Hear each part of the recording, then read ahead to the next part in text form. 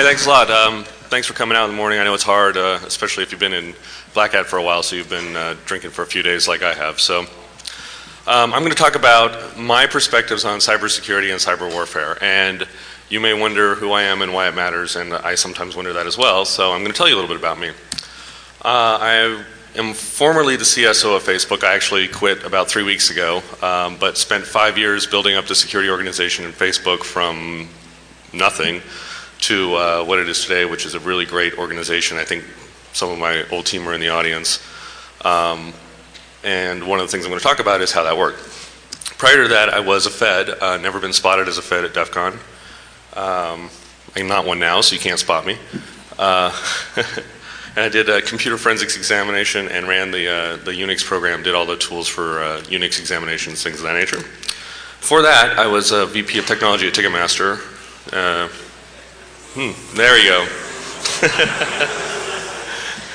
Yeah, it was a great time. I was glad to leave. And prior to that, I worked in financial services in Europe and spat around a lot of packets that were worth a lot of money to people, so they really cared about them. I learned a lot at that job.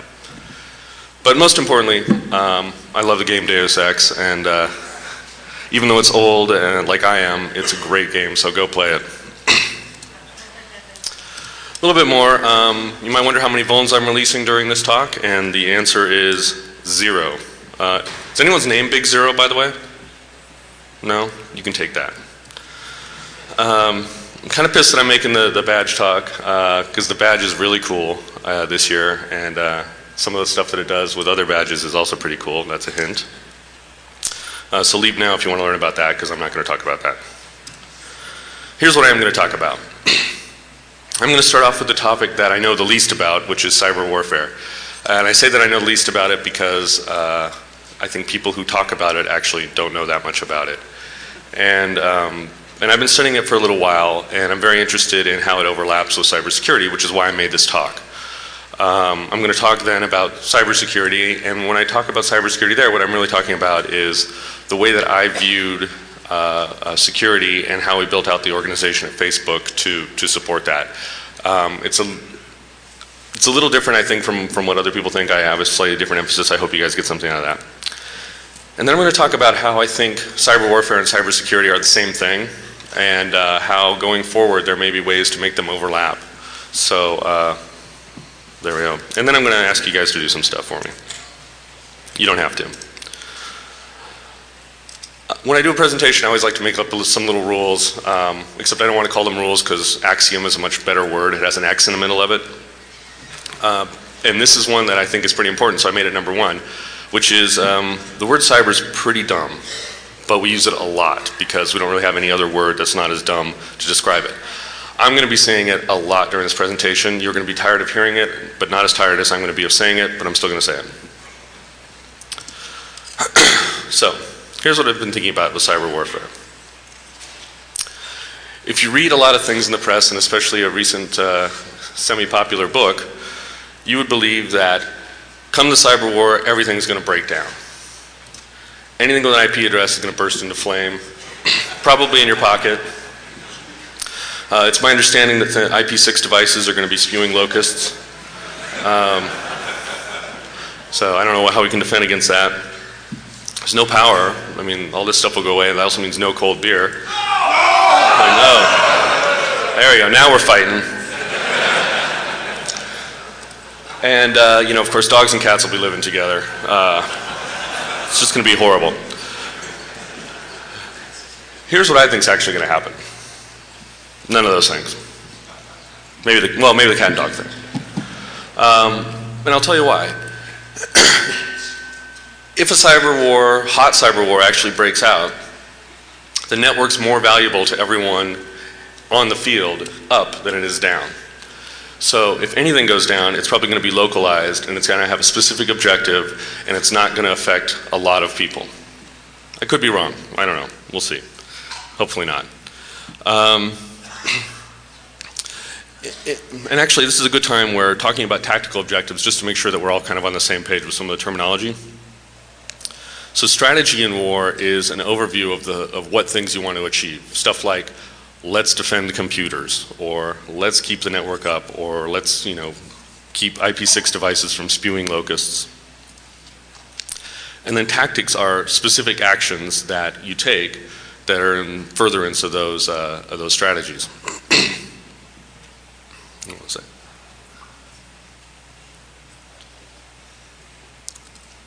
And then there's the concept of doctrine, which is in the middle between those two things. You have strategic goals, you have actions that you can take in between them, but how do you connect those two things? When are you making tactical decisions, taking tactical actions? How do they support your strategic actions? And doctrines are really what says that and what defines that. So I've talked to a lot of people inside and outside of government about what our current US cyber war doctrine is. And I've discovered there isn't one. There's actually a lot of them. And it really depends on who you talk to as to what level it is. Every service I talk to decides to look at a cyber war through stuff that they own, specifically stuff that they have responsibility and budgets for, and recast cyber war in that thing. So for instance, you talk to someone from the Air Force, they will talk about it in terms of close air support, strategic bombardment, stuff like that, precision munitions. You talk to someone from the Army, they talk about it in terms of logistics and laying wire and moving packets and things like that. You talk about it to someone in FBI or DHS, and they look at it as a law enforcement problem and recast it that way. All of these things are actually true and false. Mostly false because I think that they're missing the point that there's actually some other more unifying doctrine out there that has yet to be developed. But they're true in that from the perspective of every agency, from the perspective of every organization, they are matching. Cyber is a part of those missions, all of those missions. So when you get people together to talk about it, they'll tell you a cyber war doctrine. They'll say it's the US cyber war doctrine. It's really their cyber war doctrine. But these doctrines do share some themes. By and large, all of them say we're going to do things we're going to do things to gather intelligence. We think that our opponents are doing things to gather intelligence, and we're going to look at that. Intelligence is, I can see you and I know what you do. By the way, this is a Devo shout out. I don't know hope you guys get it. And then there's also network defense,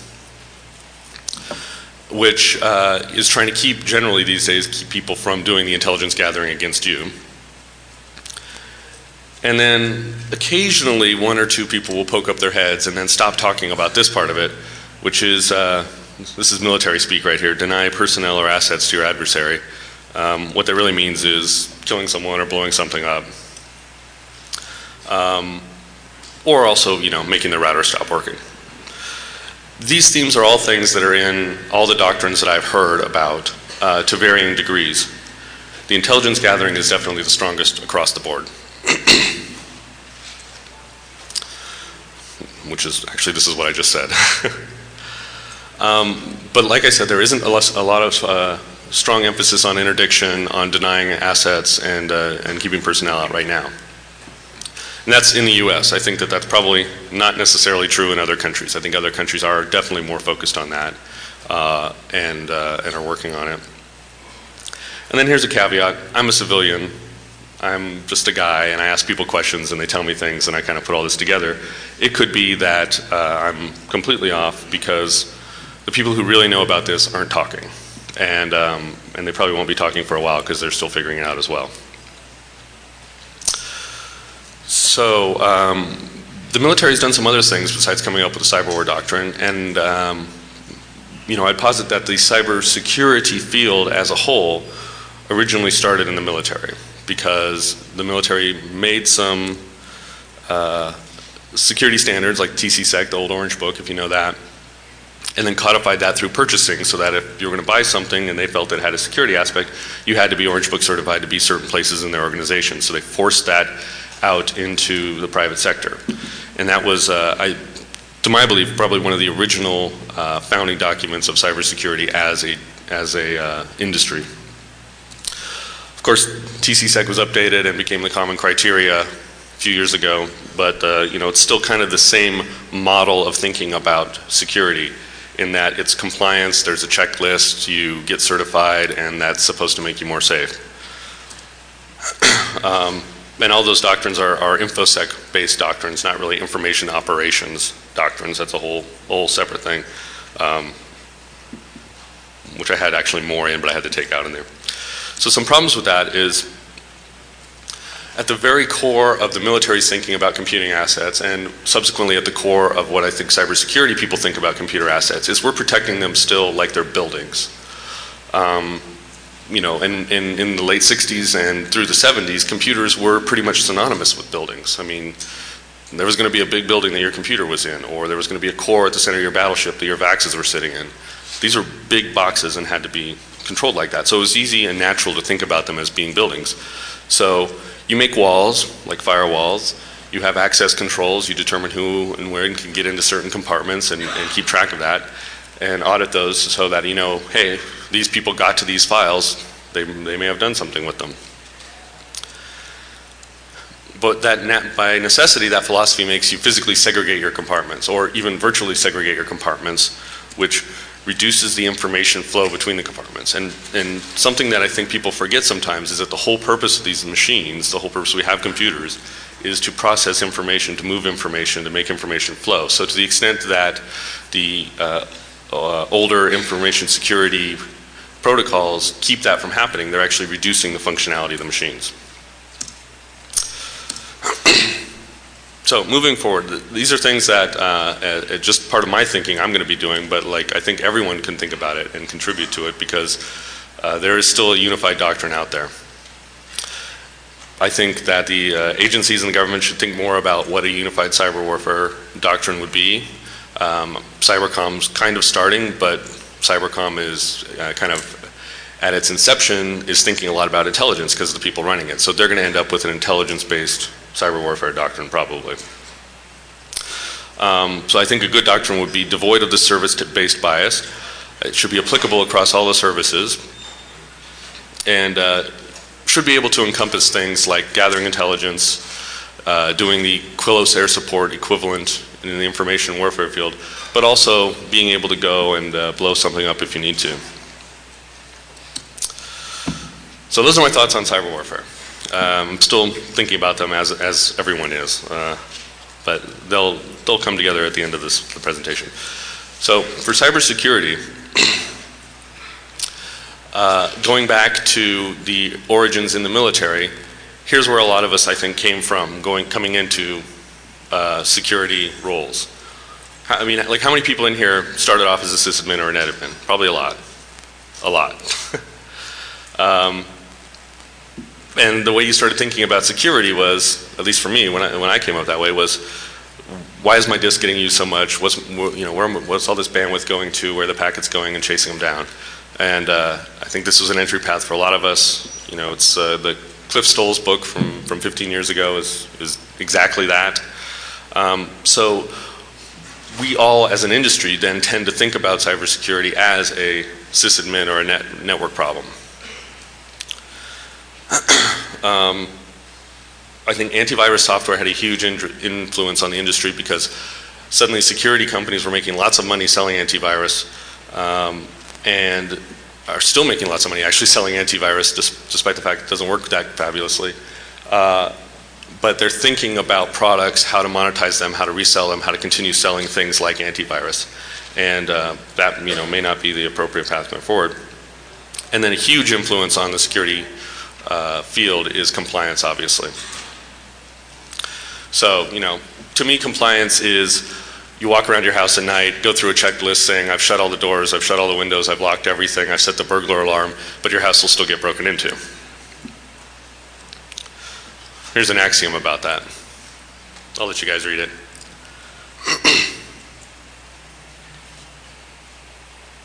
Actually, can you read that all the way to the back? I don't know if it's big enough. Okay. I just looked at it and thought, wow, you can't read that. I'll read it to you. Compliance isn't security. Put it off as long as you can. If you're doing things right, it won't be hard to check the boxes later.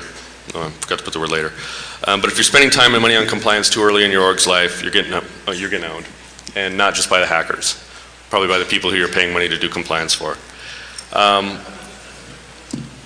At Facebook, we didn't actually start a compliance program until a couple years after I was there, and then it was kind of because we had to, which is the only reason you should start any compliance program. It wasn't that hard when it came time to work through compliance because we were doing all the right things already. And so it was just a matter of shoehorning them into which boxes we could check. But I think if you make the mistake of starting off your security program and building your security organization around the idea that you're going to go through a compliance regimen later, you're probably not doing the right things. And I'm going to describe what I think the right things are. With this nifty graphic. This is the only graphic in the whole presentation. I think that there's a triangle of things that you need to act upon and think about in security. And the base, the one we all know, the one that vexes us every day, is this endless amount of vulnerabilities. If I could make this base nearly infinite, I would, because of all the things that it would encompass. But really the only vulnerabilities that I care about are ones that, if they're exploited, are going to actually cause damage to my organization. There may be a ton of vulnerabilities that may be relevant, may not be relevant, but if someone attacks them and exploits them and I have other controls and other things set up, I don't really care about those vulnerabilities, so I don't really need to mess with them. And threats are those vulnerabilities, the ones that are going to have damage to your organization. Even if you have threats, if no one's attacking you, you really don't even have to worry about those. And I know that we're all getting attacked all the time, but we're not getting attacked all the time in a targeted and focused manner. We're getting attacked by a bunch of botnets, we're getting attacked by a bunch of random crap floating through the network, but there may only be 1 or 2 or 10 or 20 people or 50 people who are actually targeting you, and the attacks are, those attacks are the ones you have to worry about. And if you look at those attacks, watch those attacks, you can find out who those 10, 20, 50 people are and go after them. So the bottom, threats and vulnerabilities, is really where I think most of the industry focuses on. Definitely on the cataloging of vulnerabilities, figuring out what they're affecting, and trying to tell people whether or not they're threatening. But only you and your organization can actually understand what the threats are, because a component of the threat is figuring out the risk to your organization, and no external company is going to be able to tell you that. Also, no external company is going to necessarily be able to see and act on all your attacks. So at Facebook, I really focused on the top 2 portions of this, where when we were getting attacked, looking at the attacks and figuring out as much information as we could about what was being attacked, who was doing it, why they were doing it, and then going after them any way we could. So this is just kind of a recap of the last thing. So the vulnerabilities are the complete possible ways into your systems. That number approaches infinity as your systems grow, especially. The threats are a subset of that would actually cause harm to your organization, and you're really the only people that can understand that inside your organization. Oh yeah, your boss yelling at you is harm in the organization too. Attacks are people that have figured out those threats and are working them, going after them, and that is your number 1 place to gain information about actors, and the actors are the people who are going after you. I think there's a tendency in the organization, because of so many botnet attacks, because of so much stuff in the network that's out there, to just look at its attacks as being like weather. It just happens, and it's not something that you can really do anything about, except it is something you can do things about. Most attacks that are focused on you are being done by someone, and those people live in the real world, they're real people, they're doing it for a bunch of reasons, generally money, and if you can follow the money, follow the people, you can stop real attacks. So, when I've talked about this before, I say ignore vulnerabilities, and that always sets people off. So this time I decided to put ignore in quotes. But I still kind of mean ignore, in that don't chase vulnerabilities. It's like chasing the needle if you're flying a plane. Go after the ones that matter. Don't go after all of them, because you're just going to be, it's never-ending work, and you're going to end up introducing more vulnerabilities, and then you're just going to have to do it all over again. So really identify the ones that are important to you about threats, and go after those vulnerabilities that are actually part of the threats. And when thinking about threats, really be realistic about what's going to matter, what's really going to affect your organization, and think about it in a way that greater restriction of information flow doesn't necessarily mean greater security, but it definitely means degraded capabilities.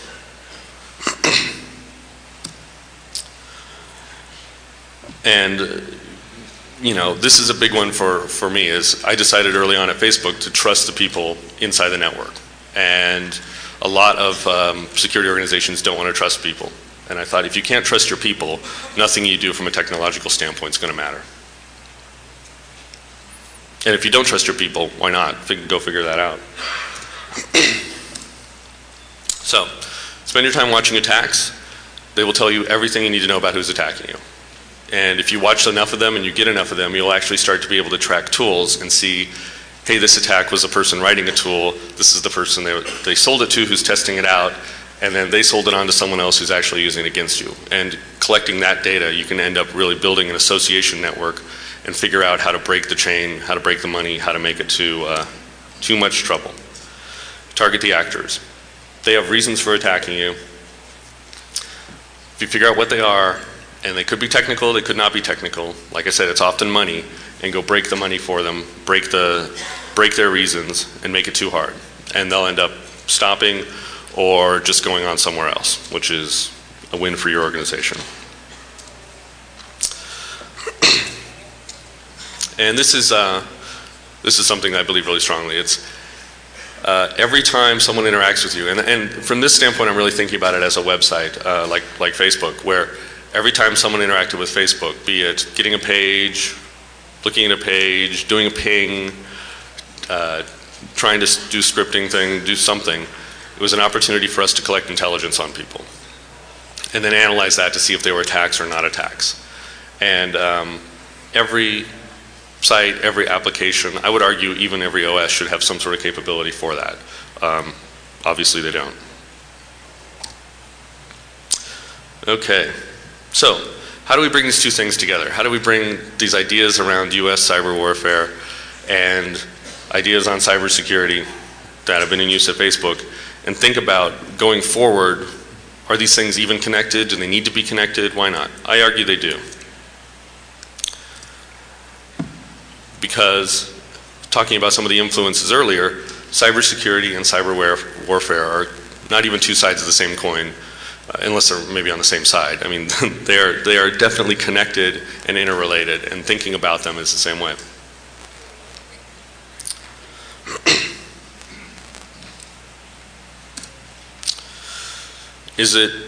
So is it even possible or relevant to think about a unified doctrine? Well, let's see. If you think about a large site like Facebook, or even a small site, any site, and you think about government and the nation's information infrastructure, are they going to have the same types of threats against them? Maybe. If they're attacked, are they going to respond in similar ways? I think so. So if you have unified threats and a unified method of responding, you probably have the ground there to build some sort of unified doctrine.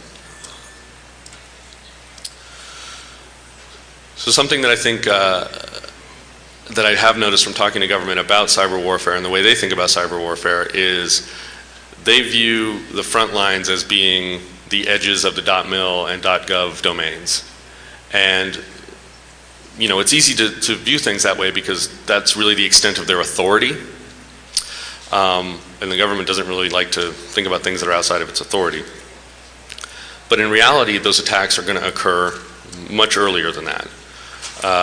Attacks are happening at telcos, attacks are happening at ISPs, and attacks are happening at big sites. And so if you're doing security in any of those areas, which is pretty much all of the internet, you are on the front line of the cyber war. And thinking about how to respond to that and responding to it in a way that is as if you're acting that way, instead of doing it in an information security compliance mode, may change the way that you react to things. So if someone attacks you as a security person, do you really have any idea when that attack starts or when you first see the attack, whether it's just a hobbyist trying something out, playing with the site, whether it's a criminal that's actually attacking you, or whether it's some organized state attack? I would argue that you don't actually know that, and that at the time that the attack is going on, and you may never know that, depending on how much information you can gather around it. So not knowing that And also as it progresses, you may not know that they're progressing from one to another. You may identify something as a hobbyist first. It may end up being a test later on for a military action that doesn't go against you even. So how would you respond? I would argue that it doesn't matter. That the way that you respond to these attacks really doesn't matter based on whether or not they're a script kid or a criminal or military. You're going to respond in the same way, which is you're going to try and protect your assets, protect the things that you're responsible for, gain information, try and find the people. So whether or not there are any of those classes really doesn't matter in your response. And how you do the things, how you string together the tactical actions that you have, how you gather the intelligence also doesn't change based upon whether it's military or hobby or criminal.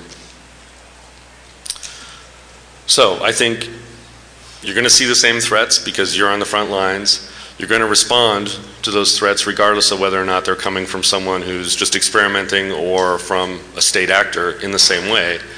And they're going to be the same threats and same responses in government as well as outside of government. So there probably is some ground for a unified doctrine between those two things.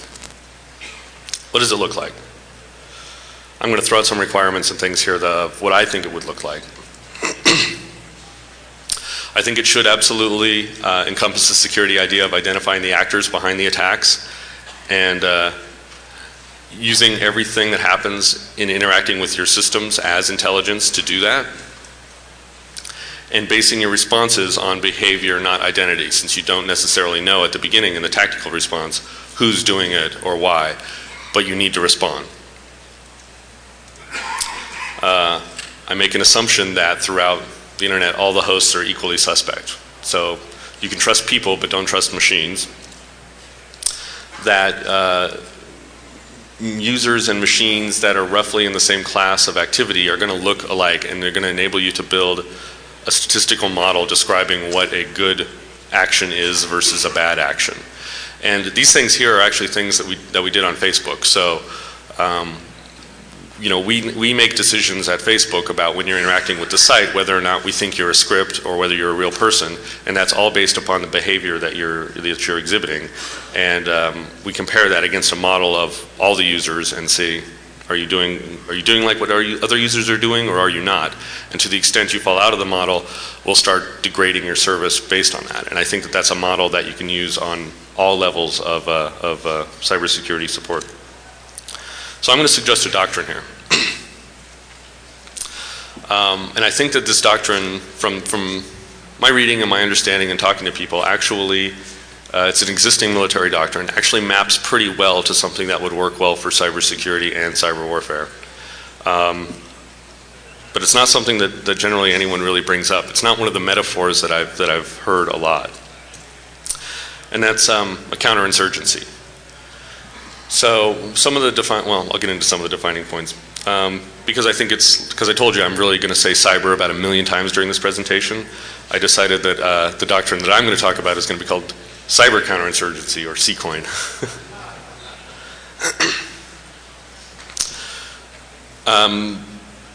So under this doctrine, here's some of the things that I think would reflect it. Under a human cyber insurgency,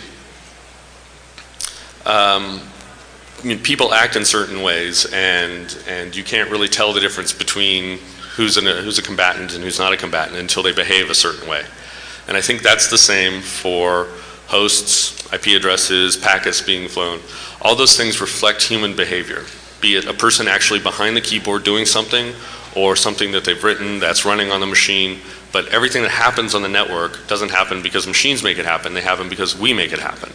So given that everything is reflecting some sort of human behavior,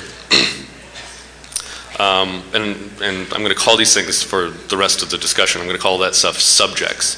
So subjects are the behavior that's exhibited by technology that's human-based. It could be packets, it could be the way that someone's going on a web page, it could be files written to disk. These things are all subjects. And all the subjects live in this big country called interwebs. I call it that. I don't know what you guys call it. And this country doesn't have any real law enforcement or governance.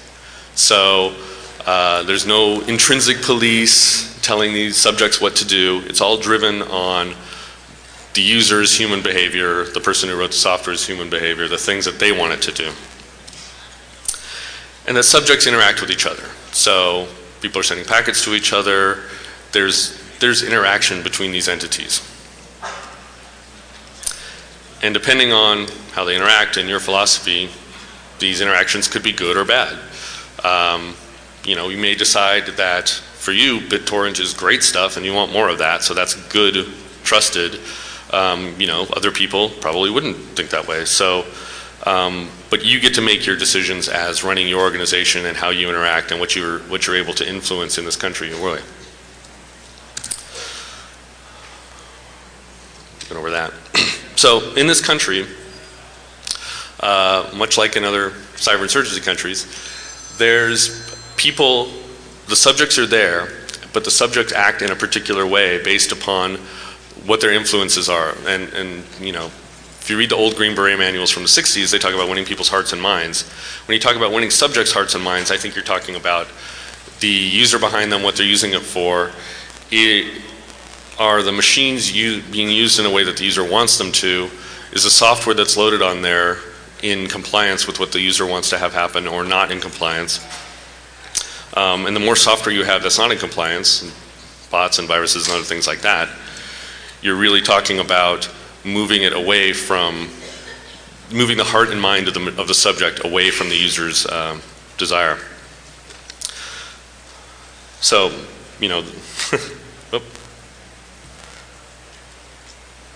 oh well. That wasn't that important anyway. I think I've already told you. Oh, here we go. Okay, so the OS has a purpose, and mostly the purpose is allowing the user to interact with the hardware. So to some extent, and how much you like any particular OS that you're working on, that's a trusted relationship. Apps allow users to do particular things, and to the extent that they're doing what the user wants to do, they're trusted. To the extent that they're not, they can be less trusted. Viruses and bots and other stuff, which we all know the vector for that, those things, to a much lesser degree, do what the user wants them to do, and they're doing what someone else is trying to influence the subject to do. Okay, so I think existing security software and processes at their core are trying to do this, take this idea of restoring the primacy of influence to the user. So when you're running antivirus on your machine, what you're really saying is, I want to make sure that me, as the user, controller of this subject, am in charge of what's going on there. And by getting rid of viruses and getting rid of bots, you're restoring your primacy of influence on that machine. You're essentially winning its heart and mind back from the bot owner or the virus writer.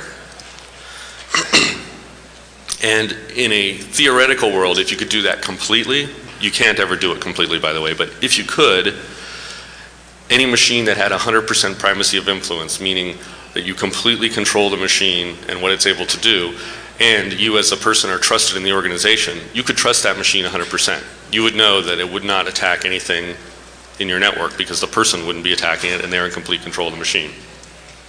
That's a theoretical possibility. It's not actually going to happen. But to the extent that you're able to get to it, you can actually trust the machine more. And to the extent that you can't, you can trust the machine less. And figuring out where that line is a philosophical issue. So, in a counterinsurgency area of operations, a place where there's a counterinsurgency war going on, a method usually for identifying, you can't really tell just from looking at them who's fighting and who's not fighting. The way that they do tell and can tell is you look at the behavior, like are they fighting? That would probably make them a combatant. And also who they associate with. If they're hanging out with a bunch of people who are fighting, they may be moving towards fighting if they're not already. I think you could do this equally well in a cyber counterinsurgency, in that once you start gathering information about what machines are doing, who's doing them and why, you can understand whether this particular machine subject is more trustworthy or less trustworthy based upon their behavior. So I would say that and I know that there's some work going on in this field, and the people who are doing it are doing some pretty interesting stuff, but I think it's definitely an area that's worth more generic tool sets. A lot of them are very specific, like the one we have at Facebook was very specific, but So cyber counterinsurgency software and processes should really look at that behavior and make available trust information about whether or not this subject can be trusted or should be trusted and at what level and with what types of things. So what? Based on that doctrine, I would say if you're a cybersecurity person, here's some of the things that you can do and think about. And one is trust your users. I heard some laughing, okay. But if they're in your organization and, let's say even if they're in government, they're cleared, give them some trust, because a little bit of trust goes a long way in actually countering people trying to circumvent measures. What I've seen in a lot of organizations, and probably what you're seeing in your organizations, are people trying to circumvent measures. The reason they're circumventing them is that the measures are keeping them from doing what they need to do. And the more that you understand what people need to do and the more that you trust people to do the jobs that they're given, you probably will see less circumvention measures. And we definitely, the way we built out the network at Facebook, we gave a lot of trust to our users, and we did not see a lot of circumvention, I think, as a result. And then think about your organizations as a beachhead in this ongoing cyber warfare, because you already are. Even if you have nothing of interest to anyone, any other state or any other warfare, just the fact that you have a machine on the internet means that it's important to someone, possibly.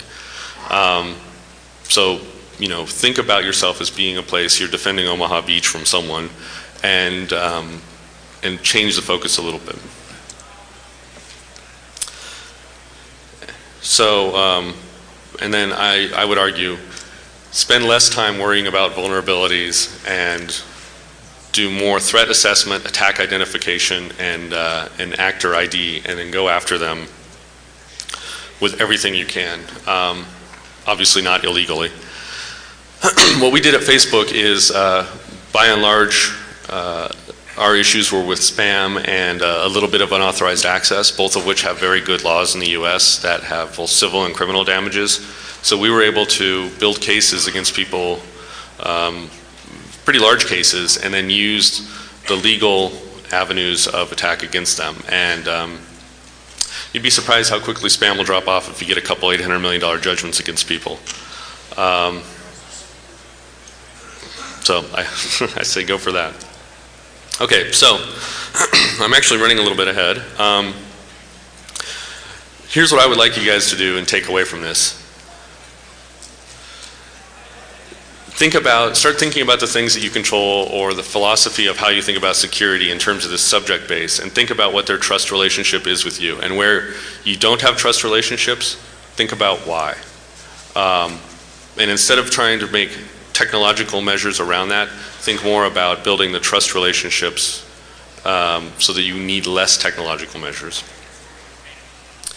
And then think about this idea of primacy of influence, that if you trust your users, the more that you can get them to control the machine, control and understand it, and behave in a way that is in line with your organization, the less work you're going to have to do from a security standpoint, and the better your users will like you.